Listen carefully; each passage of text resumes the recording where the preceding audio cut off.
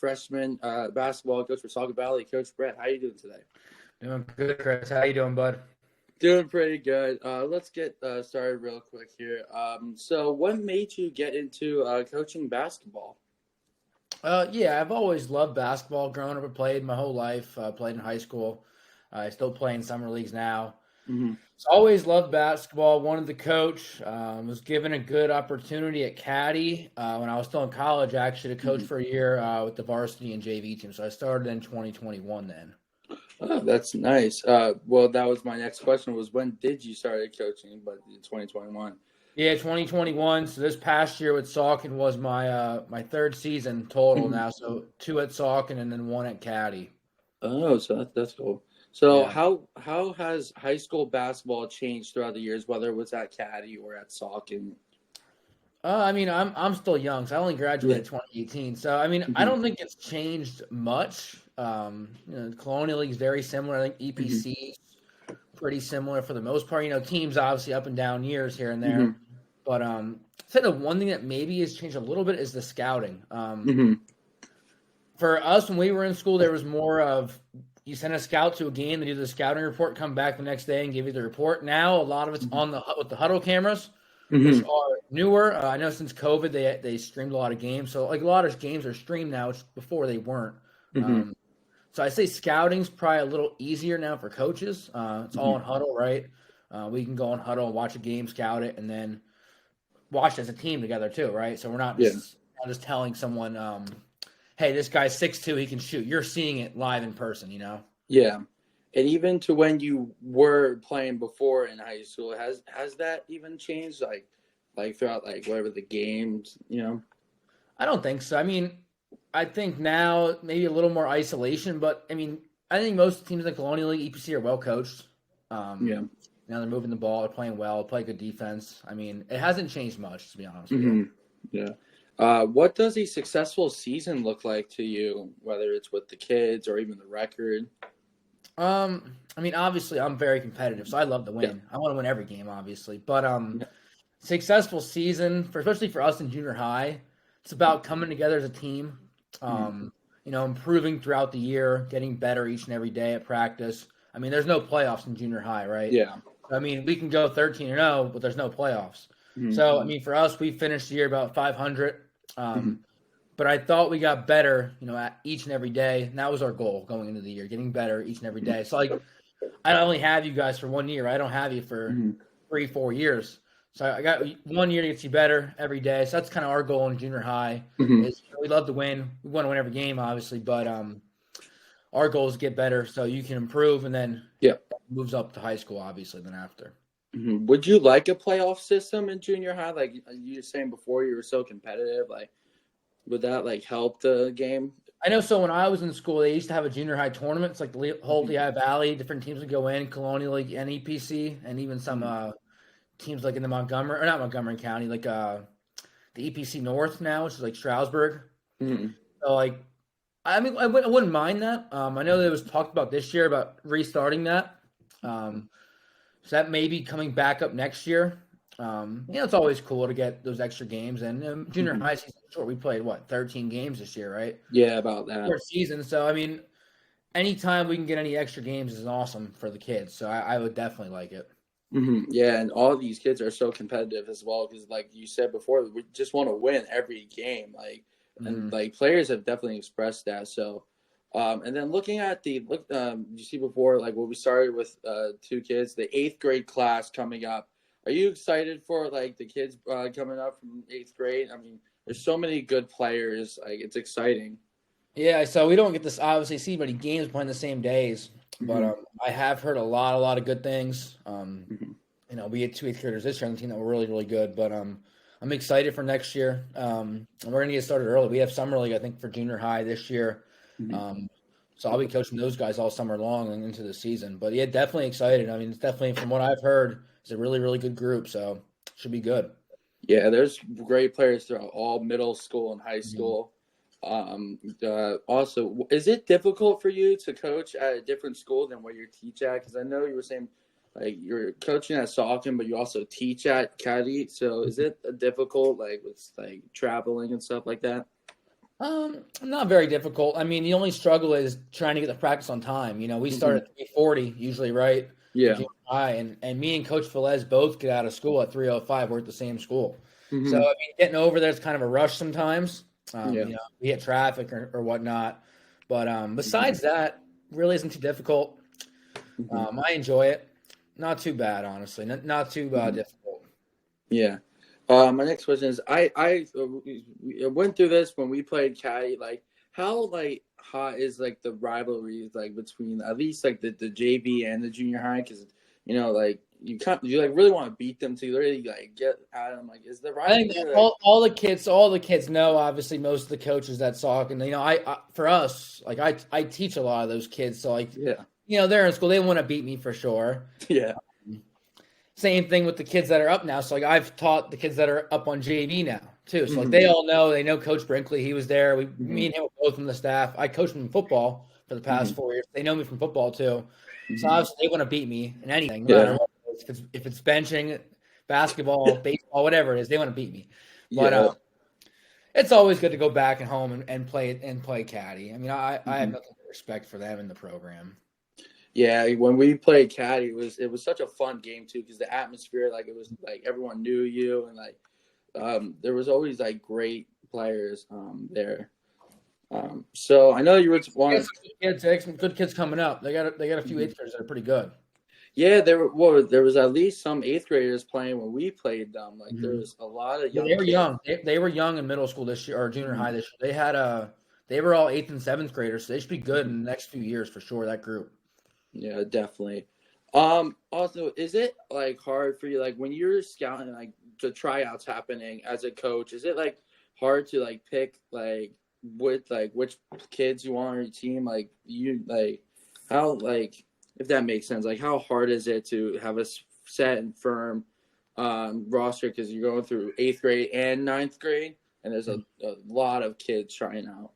Yeah, it's definitely tough. I'm Hmm. grateful that I have Coach Velez to help, Hmm. and Coach Brinkley came down, and Coach Snyder's always Hmm. open gyms. He's always scouting and whatnot. So it Hmm. is tough. I mean, for sure, depending on how many kids you keep, because you want to keep the same amount of kids you want to play, right? You don't want to just keep Yeah. the kids, keep them. Hmm. So it's definitely difficult, um, especially when you have a lot of guys right on that cusp of making it or not making it. Hmm. So definitely difficult to pick out.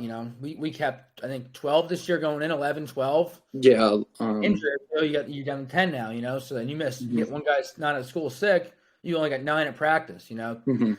Then Coach Velez can still play a little bit so he can hop in and drill not in 5-on-5s. But Yeah. yeah, it's definitely not easy sometimes for sure. And that's the hardest part I think about coaching is turning kids away from the program. You don't want no Yeah. one wants to do that. It's the hardest thing to do. Um, Hmm. it definitely stinks to the coach to do it. Yeah. I bet. And with practice, is what's like the what's the like going into practice? What is like the main set goal you like that you put on your kids? Whether it's like you were saying before that like getting better, but like with games and coming up, what's the main set goal for practices? I think the beginning for sure, you want to always try to involve some kind of passing, dribbling, and Hmm. shooting for sure each day. And then you want to learn the offensive, defensive stuff. Obviously, get Hmm. that stuff down. Hopefully earlier than later. Hmm. Um, and then junior high, like I said, like there's no playoffs, so we're doing a little bit of scouting. We play a lot of teams twice, Yeah. which is good for us because then we know what they're going to do, right? So some game planning at practice. We try to add some fun things at the end. I think free throw shooting is another big thing at practice, right? Always adding that in. Hmm. That's the thing. I mean, some games we won, right? We shot great. Yeah. Some games we lost, close games, right? We didn't shoot Hmm. too well. So that's one of the biggest things, and probably the whole program at Saucon Valley, free throw shooting. But yeah, just trying to get better each and every day, getting in shape, right? Running. You don't want to kill the kids though each and every day, obviously, Hmm. especially before games, saving their legs and whatnot. But Yeah. say it definitely varies too, depending on where we're at in the season. Yeah, I love the free throw shooting that we did. It was always so fun. Um, for road games, for the last question, road games, what has been the nicest school that you've been at so far? Well, I got to be biased here, Chris. I say Caddy. I say Caddy. Caddy's got an awesome gym facility. Locker rooms are great. Hmm. Um, On the road, probably Caddy. Trying to think of other schools here that have some nice gyms. Moravian Academy is also very nice. It's newer. That's a nice place to go. Anywhere close, Yeah. Getting on a bus for an hour is tough for any kid. So Yeah, Bangor was about an hour, right? Is that the right thing? about an hour for you guys. Yeah, from Saucon Valley to Bangor, probably about 50 minutes at least. Yeah. Yeah, Wilson was a nice gym as well. They were the team that had the new court, right? Yeah, Wilson was nice because we won. That was definitely.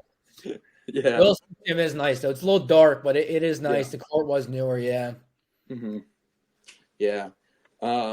Now I know you were wanting to talk about March Madness as well. You're a big basketball fan. How's March Madness been for you? Well, it was going great till about Sunday evening. I'm a Duke fan, so I thought we had them for sure. NC State's on a roll though, so they since the ACC tournament they've won. I don't know what they're close to 10 wins now, probably in a row. Yeah. They don't win the ACC. They're not even making March Madness, but they were 0-4 going in that tournament. They win that tournament. Now they're in the Final Four, and I think they got a legitimate shot to beat Purdue tomorrow. Yeah, I knew you and Coach Velez were Duke fans, so I was kind of hoping them to lose because I'm a little butthurt about Kentucky getting upset by Oakland. Jack Golke, I don't know what that kid was on. 10 straight three-pointers. But he looks like a 30-year-old man. He's probably about 25 years old. He's probably a grad transfer. Yeah, he does look older for college for sure. And he's playing. I mean, Kentucky every year. They're all 18, 19-year-old kids for the most part. Yeah, a lot of them are one and done. Now I'm sure they're getting some transfers in here or there. Some guys staying 2-3 years, but for the most part, those guys are one and done at Kentucky. Yeah. So they're all 18 years old, 19 years old, and they're playing like that guy. He's 25, 24 years old probably. Yeah, it sucks for Kentucky too because they're losing a lot of guys. I mean, they're expected to lose Reed Shepherd, Dillingham to the draft. Justin Edwards just went to the draft. The dude Thero's going to the draft. And, of course, our seniors like Antonio Reeves, who was our best guy out there during March Madness. Yeah. But for Duke, Jared McCain has been phenomenal. I love the kid. As much as I hate Duke, I love Jared McCain. What do you think about him? Yeah, I mean, he can shoot for sure. I think he got going. He got going from the free throw line early against NC. He got going a little bit too late from deep, I thought. He hit a few deep late, but they were already down by too much. Good player. Offensively, he's really skilled for sure. And very young, too. He's like a freshman, right? He's a true freshman. I'm sure he'll be a lottery pick this year. I would think he goes in the draft, obviously, and he should get drafted pretty high, I would think. Yeah, speaking of the draft, Bronny James elected to go to the draft today. I just saw that. Yeah, but he also is entering the transfer portal, so he has kind of the options open right now.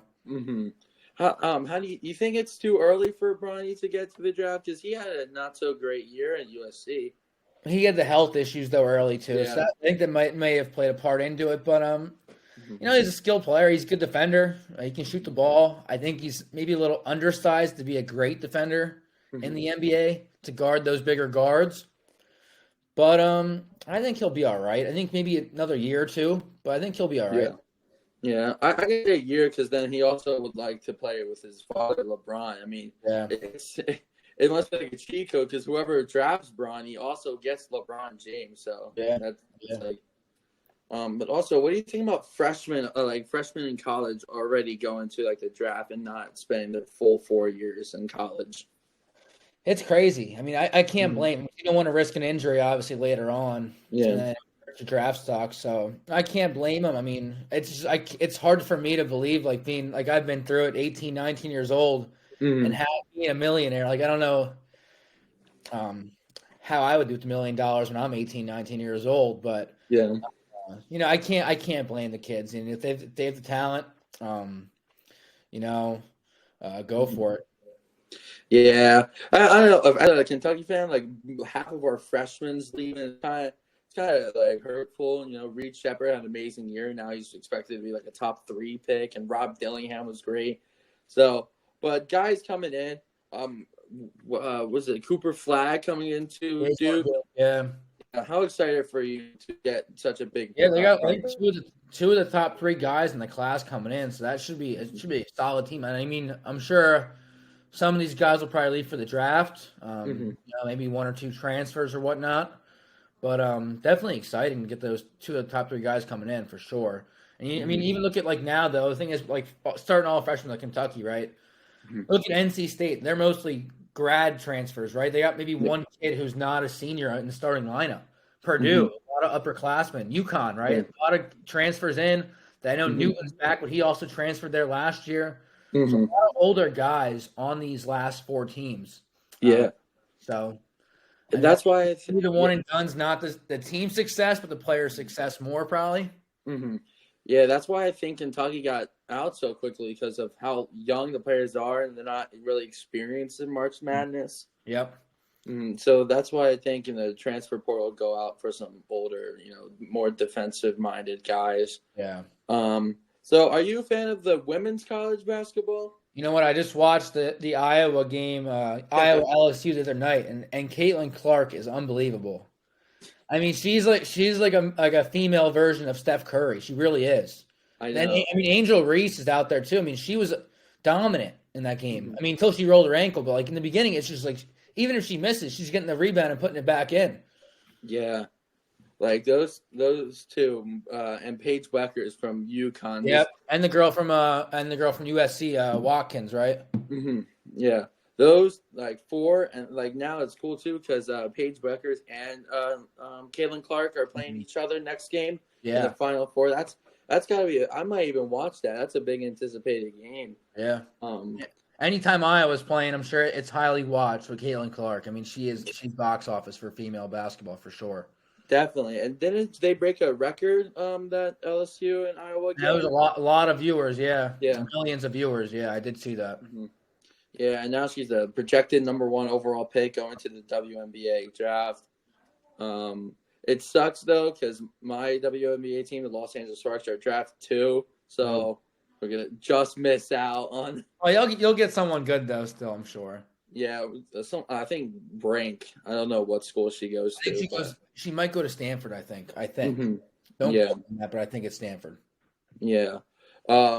Also, for college basketball, you got so many, the sons of so many top, NBA legends. How do you think it's for them, the pressures on them? Like, you got Scottie Pippen Jr. a couple of years ago, Ron Howard Jr., I think it was, and Bronny James, obviously. They're all these fans are giving them so much pressure because of their dads. How do you think they feel with that?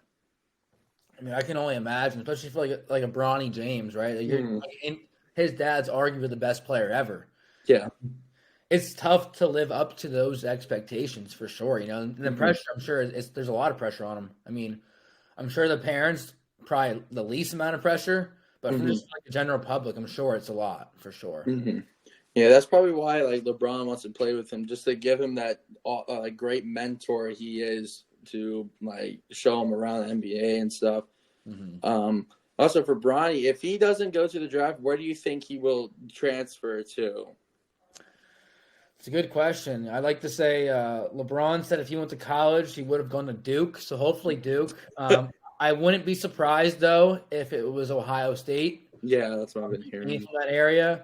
And this is probably a long shot here. But Duquesne just hired LeBron's high school teammate who he's friends with, Drew Joyce. Yeah. So, that's a long shot, but it wouldn't surprise me if Bronny ended up there.